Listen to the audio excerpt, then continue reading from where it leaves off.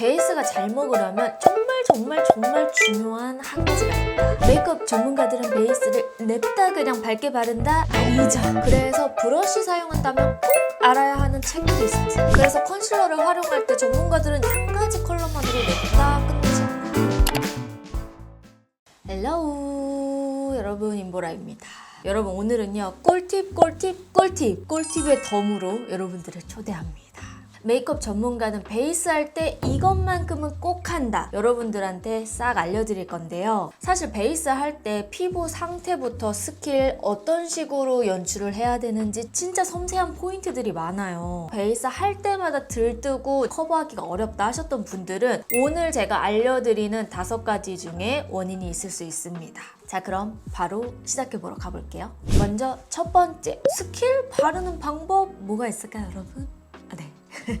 생각지 못한 부분일 수 있는데요. 바로 얼굴과 목의 경계를 좀 자연스럽게 연결을 하는 방법이에요. 어쩔 수 없이 목은 여러분 그림자가 드리워질 수밖에 없는데, 이럴 때 얼굴 톤과 목 톤이 너무 많이 차이가 나버리면 확 얼굴이 동동 떠보일 수 있거든요. 이런 부분들을 좀 최소화하기 위해서 오늘 몇 가지 꿀팁을 알려드릴 거예요. 일단 목 톤을 맞출 때에는요, 크게는 2가지를 활용을 많이 해요. 톤업 크림을 활용하거나 베이스 톤을 목까지 연장시켜서 어느 정도 톤의 레벨을 맞춰주는 건데요. 베이스로 맞추는 경우도 정말 많지만 나는 옷에 베이스가 묻는 게 너무너무 신경 쓰인다 하시는 분들은 톤업 크림을 이용을 해주시면 돼요. 그래서 톤업 크림 바를 때에는 너무 많은 양을 한 번에 바르기보다는 퍼프에 묻혀가지고 퍼프가 머금는 양을 목에다가 그대로 발라준다고 생각하면서 이 안쪽 위주로 발라주시면 되는데요. 톤업 크림은 이렇게 자연스럽기 때문에 전체적으로 내추럴하게 톤을 올려주기가 좋아요. 하지만 메이크업이 풀매가 되었을 때에는 톤업 크림만으로는 조금 부족한 경우가 있어요. 이럴 때에는 내가 사용하는 베이스 톤을 목에도 연결하는 게 좋은데, 베이스 양과 바르는 위치, 이 2가지를 좀 기억을 잘 해주셔야 돼요. 베이스로 맞출 때에는 목을 전체 다 너무 두껍게 바르지 않고 목의 중앙 위주로 발라주는 게 굉장히 중요합니다. 목도 가장자리에 어느 정도 그림자가 지고 목이 두꺼워 보이지 않아야 하기 때문에 최대한 이 안쪽에 약간 V 삼각형을 그려준다는 느낌으로 한 톤 밝혀주면 좋겠죠. 이렇게 베이스로 활용하는 2가지 방법 플러스 알파 하나 더 알려드리자면 바로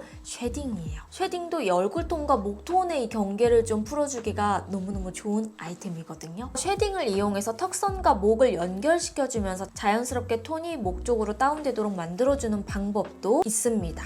자, 그리고 2번째, 베이스가 잘 먹으려면 정말 중요한 한 가지가 있다. 여러분들도 잘 아실 텐데 바로 스킨케어. 스킨케어를 우리 어떻게 하냐에 따라서 베이스가 밀리냐 뜨느냐 지속력이 오래가냐 아니냐가 결정이 돼요. 메이크업 전문가한테 메이크업을 받아본 경험이 있으셨다면 스킨케어는 최대한 워터리하면서 유분감이 너무 번들번들하지 않는 제품을 많이 활용을 합니다. 그래서 제가 개인적으로 샵에서도 좀 많이 보고 여러분들이 좀 쉽게 올리브영에서 구매가 가능한 제품들 중에서 좀 추천을 해드리자면 바로 이 제품입니다. 멜라쥬 리얼 히아루로닉 블루 앰플이에요. 제형감 보시면 촉촉하게 흘러내리는 듯한 수분감이 꽉 찬 앰플이에요. 굉장히 촉촉하게 피부 표면을 싹 감싸는 듯한 느낌이 납니다. 이제 여기서 포인트는요, 앰플 바르고 크림까지 발랐을 때 답답하다 혹은 밀린다 하시는 분들이 있을 수 있어요. 그런 분들은 제대로 어떤 제형을 어떻게 활용해야 되는지를 잘 몰라서 그럴 수도 있거든요. 일단 첫 번째는 앰플의 제형, 크림의 제형이 너무 엉키지 않는 제품을 사용을 해주셔야 됩니다.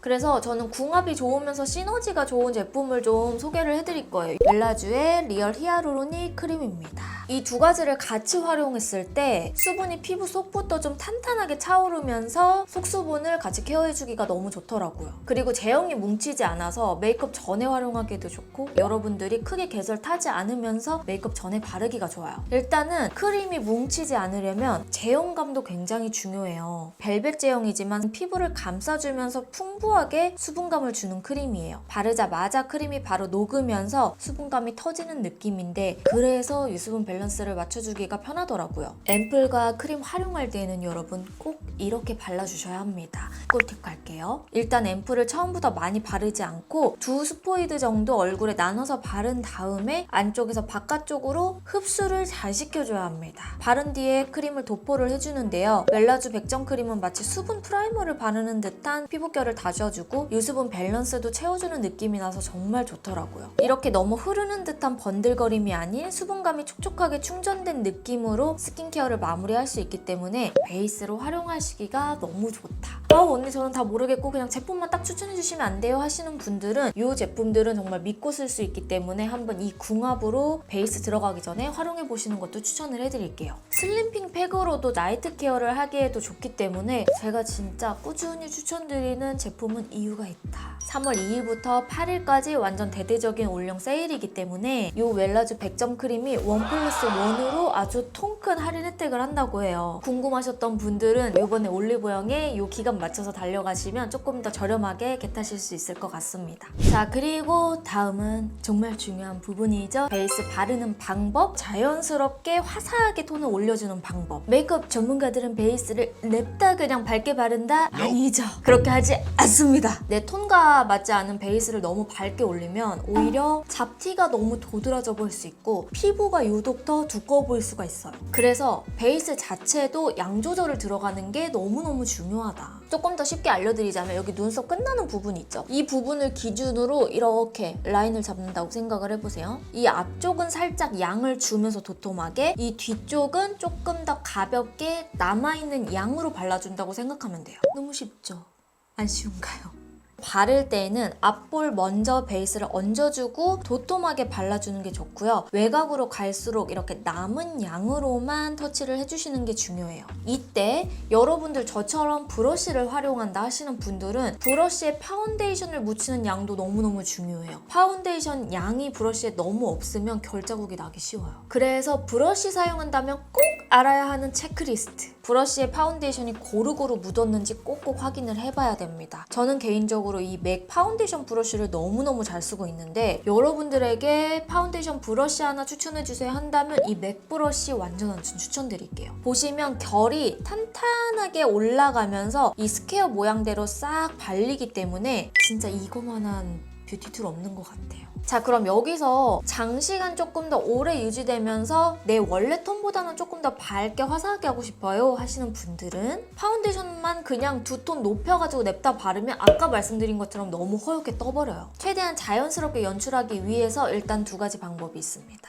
첫 번째는 비비크림을 이용해서 일단은 한 겹 깔아주는 것. 근데 여기서 비비크림을 선택할 때 너무 획기가 많이 돌거나 톤이 너무 어둡거나 확실히 내 본연의 생얼 톤보다 많이 칙칙해지는 거는 조금 필수를 해주시는 게 좋아요. 비비크림을 좀 섞어서 활용을 해주셔도 돼요. 또는 촉촉한 쿠션으로 먼저 전체적으로 그냥 가볍게 일단 깔아주는 거죠. 그래서 이렇게 파운데이션의 촉촉이를 먼저 바르고 그 다음에 세미매트나 매트로 연결을 해주면요. 얼굴에 너무 건조하고 퍼석한 느낌 없이 세미매트하게 싹 잡아주기가 좋은 거죠. 두 번째 방법은 베이스 컬러의 두 가지를 좀 섞어주는 거예요. 파운데이션이라 해서 꼭 한 가지 톤만 고집할 필요는 없거든요. 그래서 톤도 업그레이드 할 수 있고 지속력도 훨씬 오래 유지를 할 수 있기 때문에 이 방법들을 좀 추천을 해드립니다. 자, 그리고 네 번째. 우리 베이스 가려면 잡티도 커버를 해야 되잖아요. 얼마나 더 정교하게 가리냐. 이 부분이 우리들의 영원한 숙제. 일단은 잡티를 정말 나는 정교하게 가리겠어 하시는 분들은 도구가 좀 필요해요.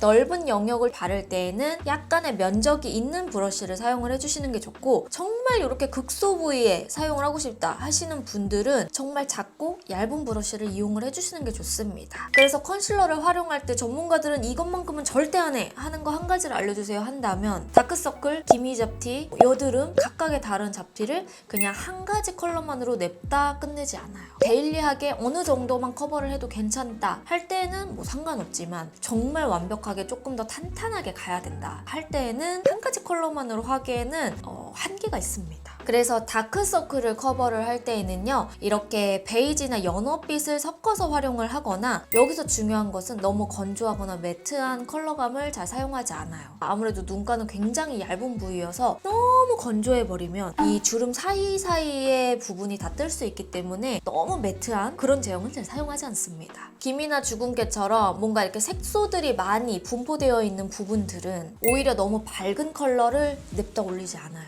밝은 컬러를 어두운 부분에다 올려버리면 이 톤 차이가 많이 나기 때문에 오히려 잿빛처럼 좀 떠 보일 수도 있고 이 잡티의 구간들이 더 잘 보일 수 있어요. 그래서 웬만하면 내가 사용하는 베이스의 컬러감과 굉장히 비슷한 컬러감으로 연결을 해주시는 게 좋습니다. 다음은 여드름처럼 좀 울룩불룩 올라온 그런 잡티들은 물론 올라가 있는 거를 좀 이렇게 평평하게 만들어주는 건 사실 힘들어요. 그거는 어렵지만 그래도 붉은기를 최대한 커버해줄 수 있는 방법은 역시나 내 베이스 컬러랑 제일 비슷한 컬러감을 이용을 해주시는 게 좋아요. 대신 여기서 조심해야 할 부분은 여드름 있는 부분은 약간 열감을 동반하기 때문에 잘못하면 잘 떠요. 그래서 너무 많이 건드리지 않은 상태에서 최소한 터치로 밀착을 시켜주면서 발라주는 게 중요합니다. 자, 다음 5번째 마지막이기도 하죠. 정말 기본 중에 기본. 브러쉬 관리예요. 섀도우나 볼터치 이런 압축된 가루 타입들은 오히려 조금 더 기간을 두고 활용을 해도 되지만 리퀴드 타입 있죠? 컨실러나 파운데이션, 쿠션 이런 용도에 사용하는 브러쉬나 도구 툴들은 웬만하면 조금 더 자주자주 세척을 해주시는 게 좋습니다. 세척 잘하고 계신가요? 아니라고 하시는 분들이 더 많을 텐데 근데 언니 저는 매일매일 케어하는 게 어려워요 하신다면 조금 더 쉬운 방법을 알려드릴게요. 브러쉬를 사용한 후에 웬만하면 바로 세척해 주시는 게 좋고 바로 세척이 어렵다 한다면 사용 후에 클렌징 티슈로 간단하게 세척이라도 꼭 해주시는 걸 추천드립니다. 일주일 이내로는 한 번 더 제대로 세척을 해주시는 걸 추천드릴게요. 클렌징 전용 제품을 이용해서 깨끗하게 세척해주고 물로 헹궈준 다음 키친타올로 브러쉬가 상하지 않도록 결을 따라서 말려주고 자연 건조해주면 끝이에요. 이렇게 메이크업 전문가들일수록 조금 더 브러쉬 관리들을 잊지 않고 하는 습관들이 조금 잡혀져 있는데요. 특히나 우리 보라돌이들 리퀴드 타입의 브러쉬들은 조금 더 섬세하게 관리를 해주시는 걸 추천드릴게요. 자, 이렇게 해서 여러분들이 모를 수 있는 부분 혹은 알고 있지만 조금 더 디테일하게 좀 접근을 해서 알려드렸는데 우리 보라돌이들 오늘 영상도 많은 도움 되셨으면 좋겠습니다. 그럼 우리는 다음 영상으로 만나도록 하고요. 임보라 구독하기, 좋아요, 알람 설정 잊지 않으셨죠? 그럼 우리는 며칠 뒤에 만나도록 할게요. 안녕!